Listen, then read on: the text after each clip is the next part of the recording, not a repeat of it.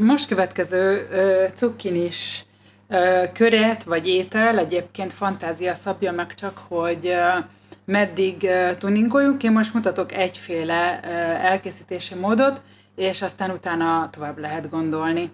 Kriszti vagyok, az életfűszeres, és 2007 óta foglalkozom egészséges ételekkel, életmóddal.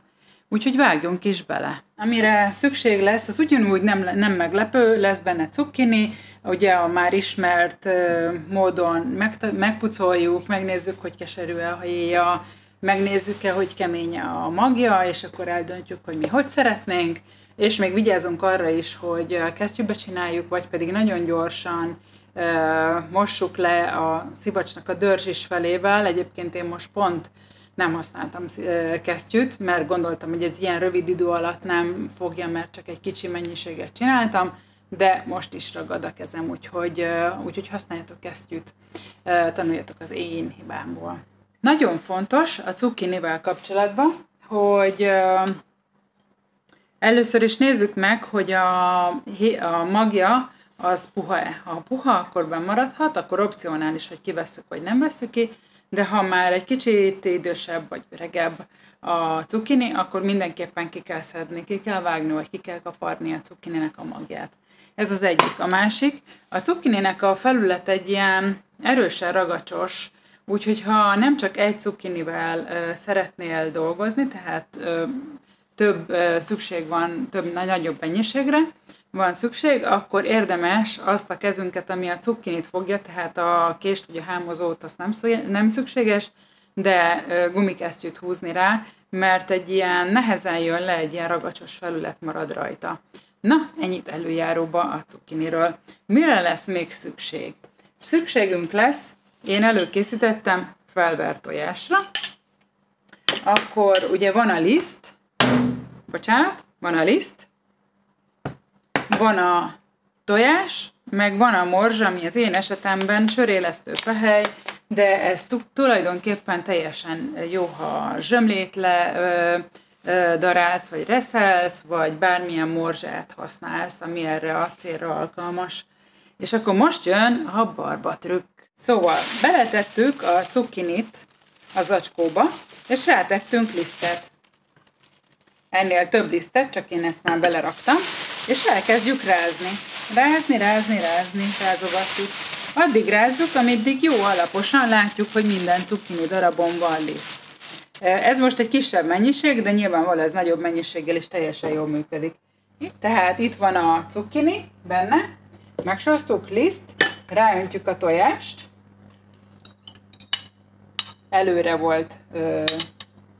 előre felkészítettem, és akkor most már így kavargatni fogjuk, mindjárt meg fogom sózni.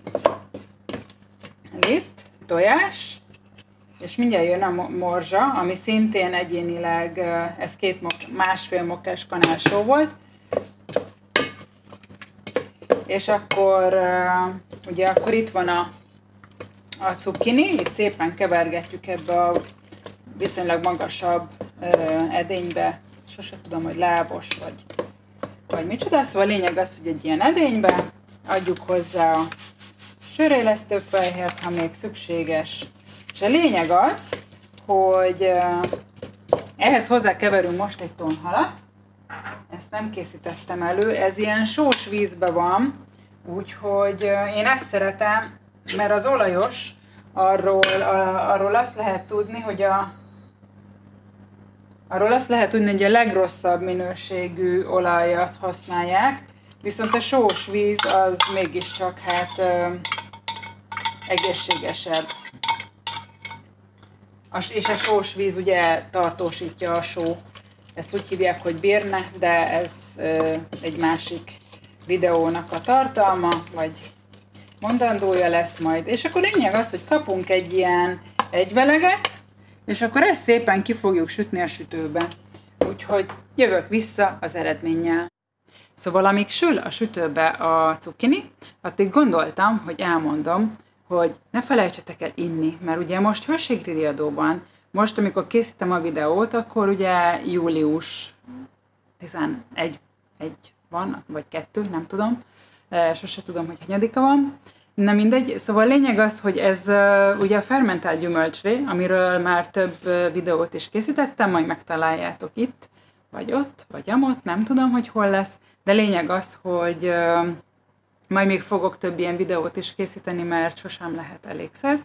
És ez egy nagyon finom üdítőital, isteni finom, ez éppenséggel málnás, de bármilyen gyümölcsből lehet csinálni, nagyon gyorsan megvan, pláne ebben a nagy melegben, de még télen is megvan 1-3 nap alatt, itt a pulton, a szobahőmérsékleten, és tele van prebiotikummal, azért prebiotikummal, mert ez gyorsan van meg, és ugye a fermentált savanyúságok, amiről szintén csináltam már több videót, valahol ezt is meg fogjátok esetleg találni, itt berakva. A lényeg az, hogy az tele van, mivel hosszan készül,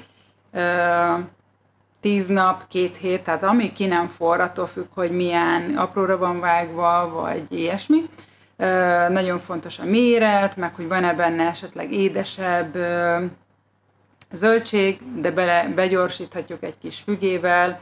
Szóval a lényeg az, hogy ettől függ, hogy milyen gyorsan van meg, de akkor is nem olyan gyorsan, mint a fermentált üdítőitalunk. Ilyen egybesült lett belőle. Így néz ki. Gyönyörű. Gyönyörű. És isteni az illata. Teljesen másmilyen étel, mint az előző. És mindig elrakom a villámot. És hát megkóstolom, de hát én tudom, hogy ez isteni, mert már többször készítettem. Így néz ki. Ilyen jó, nagyon jól néz ki. Nagyon finom. Ajánlom mindenkinek, aki szereti ezt az összetevőjű ételt. Találkozunk a következő videóban, ahol isteni finom, hol fagyi, hol különböző finomság fog elkészülni, és ha még nem tetted meg, akkor iratkozzál mindenképpen fel a csatornára, itt lent, mert isteni szuper tartalmakat fogok hozni. Na, puszi, és az életjáték, jázd! Nem elég, hogy az étel finom, de még szexi, szépnek is kell legyen. Na, tényleg megyek. Sziasztok!